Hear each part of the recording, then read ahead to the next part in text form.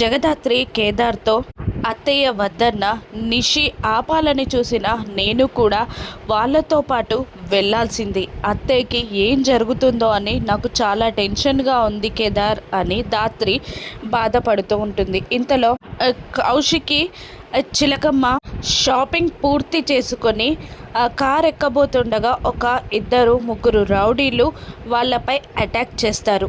చిలకమ్మ గొంతుకి కత్తి అడ్డం పెట్టి చిలకమ్మని కిడ్నాప్ చేయబోతూ ఉంటారు. మరొక కార్ వచ్చి అక్కడ ఆగుతుంది. రౌడీలు చిలకమ్మని కార్లోకి ఎక్కించబోతూ ఉంటారు. మరోవైపు నిషిక వైజయంతి ఇద్దరు ఆ రౌడీల దగ్గర నుండి వచ్చే ఫోన్ కాల్ కోసం వెయిట్ చేస్తూ ఉంటారు.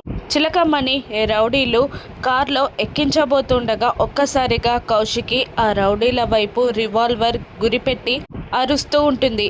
ఏ ఆగండిరా, మర్యాదగా వదిలేయండి.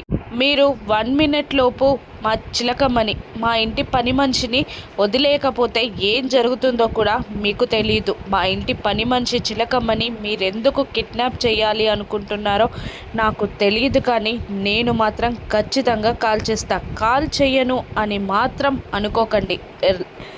లైసెన్స్ రివాల్వర్ కాబట్టి నేను ఎవరికి లెక్క చెప్పాల్సిన అవసరం లేదు. పోలీసులు అడిగినా కూడా ఆత్మరక్షణ కోసం కాల్ చేశాననే చెప్తా.